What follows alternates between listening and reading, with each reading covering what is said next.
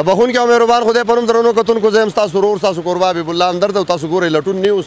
درنو کتونکو دا وخت موږ د لالکو په سیمه کې یو او دلته یو حادثه رامخې ته شوې چې دغه موټر تاسو ته ښکارېږي. دغه موټر چې دی دا د جوړې کندې ته د خوړ ته پرېوتی او د دې په پایله کې چې دی یو غونډه کوړمه هغه زخمیان شوي او په دغه ټک چې دی د مټې هسپتال ته چې دی هغه رسول شوي دي. دغه حادثه چې دا یو ګنټه وړاندې مخکې رامخې ته شوې ده. دغه ګاډی تاسو وینئ چې دغه کم ګاډي سره کم حالت شوی دی او بیا دغه ګاډی چې دی دغه راچوت شو په دغه کرین باندې. اوس په باقاعده توګه چې دی دغه ګاډی ورخیږي بل دغه ډاینې ته. دغه ګاډی تاسو وینئ د دې نه وړاندې موږ په دغه سړک چې راتلو نو هغه متاثره کوړمه ډېره په عجیب حالت کې او ډېر ګډوډ و چې هغه روان و او زنانه هم اوازونه او جړه فریاد او کم د هغې سره چې کم ځوان و کم سړی و نو هغه هم ډېر زیات په عجیب حالت کې و یعنې نازک شدید زخمی و.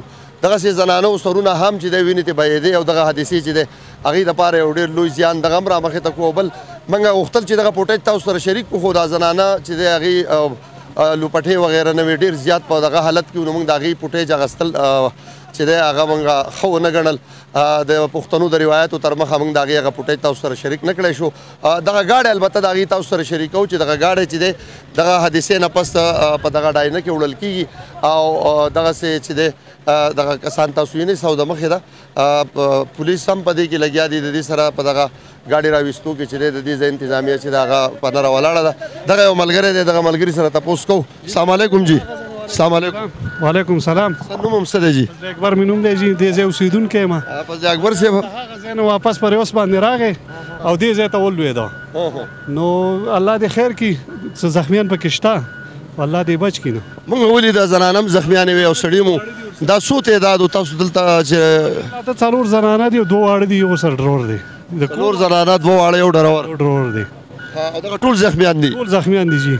څه اندازه شته چې دا د کوم ځای نه راغلي وو دلته؟ دا د شاړي دي داسې وایي دا شاړي دي موږ په خپله سره هم څه دغه نه دی. د دې نه ځایي ځای دي شاړی خو دلته په سوات دی. د سوات مټې تحصیل دی. دا به نه راځي هره ورځ دا ګاډي لویږي د حادثو ډېر زیات دغه دی که نه. دا چړایي خو مخکې زما په خیال دغه نه وه که نه دا اوس تارکول شوه دا تقریبا یو 15 ورځې به کېږي. غټه چړایي دا غټه چړۍ دا ده او ډېرې حادثې جو په دې کې کېږي. دا لالکو ایکسچینج دی جی. ځایي یو مشر ولاړ دی دغه مشر نه هم تپوس کوو چې دا حادثې دلته څومره کېږي او بیا دلته آیا د څه ضرورت دی چې خلکو ته اچانک حادثه وشي د هغې بیا علاج یا درملنه څنګه کېږي. جی السلام علیکم. وعلیکم السلام. اول خو راته خپل نوم ووایئ د نوم هم څه دی؟ جی ګل محمد د سیرو اوسېدونکی یم. جی جی د ټول نه مخکې خو حکومت ته زموږ دا خواست دی چې دلته دا ښکته ځای نه دا ګاډي ماړي راځي او دا ډېر کمزوري ګاډي او هغه دا له بوچي چړی ورته وایي او دا چړی چې دا نو دا ډېر یو زورور ګاډي غواړي. دیو دا ګاډي کمزوري او سوارلۍ پکې زیاتې کړي نو هغه ګاډي په دې چړۍ کې پساو شي او واپس راشي او ورغاړي په خوړ کې ولګي.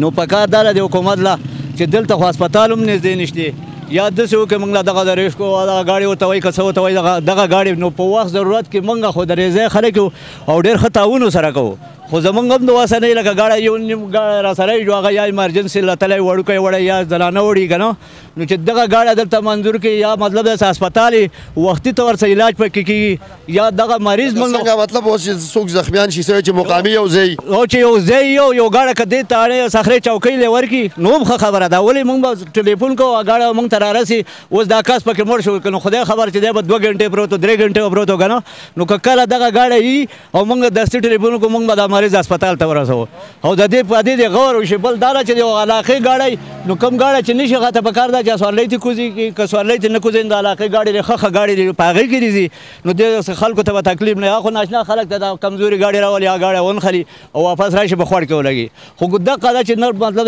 علاج شته دلته نن یو هسپتال شته چې څه ضرورتي علاج پکې کېدی که نه وختي طور چې دی یعنې پس طبي امداد چې دی هغه ډایرکټ کېدی سرجري یا وینه یا څه دا کېدی نو ډېر ښه موږ ته به دغه سهولت او بل دا چې د سرکاري ګاډي موږ ته ډېر سخت ضرورت دی ضرورت دا ده که دا د لالکو کې هم چوکۍ ده جي چې که دلته ودرئ یا د صخرې په چوکۍ کې ودرئ که نه یا د کالاکوټ په هغه کې نو نږدې به موږ ته ایمرجنسي ته به ځان رارسولی شي زه خو حیران یم چې زموږ سره د ریسکو سره خو بلا ګاډي دي او بیا چې د حکومت کوم خپل امبولینس وي هغه هم ریسکو ته حواله کړي تقریبا یو 2-3 میاشتې کېږي چې ټول امبولینس یې ریسکو ته ورکړي چې دیو په ښه توګه خو نه پوهېږم چې دا ځای ډېر لرې دی کنه زمونږ سره ګاډي محدود دي. به هر حال دا ذمواري ده چې ضرور داسې ایریا چې حکومت ته د دې خبرې ډېره ښه پته ده، بلکې موجوده حکومت بار بار د سیلګرۍ حوالې سره ډېرې ښه منطق او ډېرې ښه خبرې او ښې پرېکړې ښې فیصلې کوي چې یاره سیلګري زموږ دپاره ډېره اهمه ده. او یقینا چې دا ځکه چې سوات ټول د سیل ځایونه دي، خو دغه د سیل ځایونو کې دا مسلې ځکه راځي چې هلته انتظامات نو پکار دی چې حکومت دغه ځایونو ته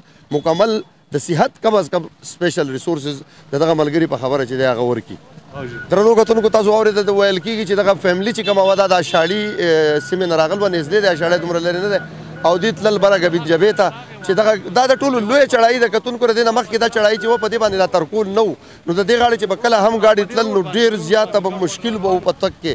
بل دغه ملګري خبره وکړه چې یاره سیلانیان هم ډېر راځي، د ګرمۍ موسم دی او الحمدلله سوات کې ډېر ښکلی نو هغه په داسې انداز راځي چې هغوی د دې روډونو نه واقف نه او هغوی داسې تیز په سپیډ کې راځي نو حادثې ضرور مخې ته راځي. دغه ملګري په وینا بلها حادثې چې دلته په دې سیمه کې وشوې. یو خبره دلته ضرور کوم، انتهایی ضروري ده چې کم سیلانیان دلته راځي او غواړي چې د سوات دغه لوړې علاقې چې دي ګبین جبه شوه، کالام شو، داسې مهوډن شو، لوړې علاقې چې دي نو د هغې لپاره پکار دی چې هغه ګاډی د ځان سره ښه مضبوطه او ښه صحیح ګاډی راولي، ځکه چې دا ډېرې ورانې چړیانې دي او دلته کې باقاعده چې دی عام ګاډی اکثر بیا په چړیانو نشي ختی. دویم دا دی چې دلته بیا د هسپتال اسانتیاوې هم نشته، ځکه چې که ناڅاپه څوک زخمي شو ګاډی ولوېد نو بیا چې کله ریسک رارسي هغه لکه تر اوسه پورې ګاډی خلکو چې دی ویستی او مسله حل شوي ځکه لرې ځای دی.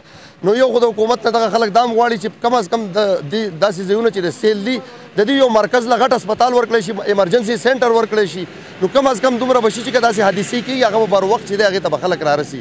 نو د حکومت نه دغه خلک دغه سوال هم کوي. موږ سره دلته چې دی فورسز ما څنګه تاسو ته ووایي پولیس ملګرو دغه په ډېر ښکلې طریقې سره چې دی په دغه امدادي کاروایانې وشوې او زخمیان چې دی هغه ویوړل شو هسپتال ته. دغه ملګری را سره دی، دوی نه وزیرزاده صاحب دی، د دې نه تپوس کوو چې دغه حادثه څنګه رامخې ته شوه، دوی څنګه راورسېد، څومره زر راغله. السلام علیکم. وعلیکم السلام. اول خو راته دا ووایه چې ستاسو تاڼه او چوکۍ کومه یوه ده؟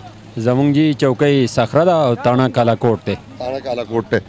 څنګه د حادثې نه څنګه خبر شوئ، څنګه وشو، لږ د حادثې باره کې زموږ کتونکو ته ووایه. ښه جي مونږ خو جي موبایل ګش باندې وو او نږدې وو چې مونږ ته اطلاع راغله چې دغه شان یو ګاډی رغښتی دی. مونږ چې راورسېدو نو مونږ په دې خپلو لاسو باندې هغې سره زنانه وې، 4 ورسره زنانه وې، 2 ماشومانان او دا ډرایوینګ کوو ګاډی وي، اکثر ګاډی و. دا چړایي چې دا اوږده چړایي ده نو هغه سره د لوډینګ د وجې نه کم دغه چې بریک پیل شو او ګاډی په شاته راغی، په سټکو باندې کندې ته ښکته لاړو.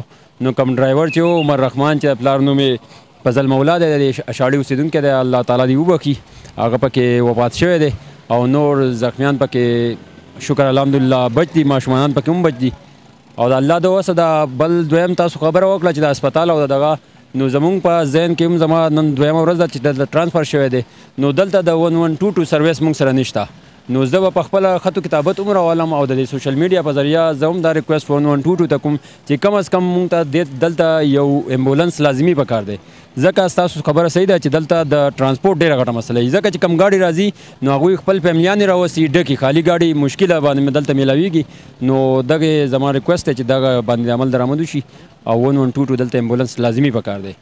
ځکه اوس موږ وکتل تر اوسه د 112 څه پته نه لګېده که نه، لکه او د حادثه وشوه مؤثر ته هم ورسېده، زخمیان هم لاړل که نه.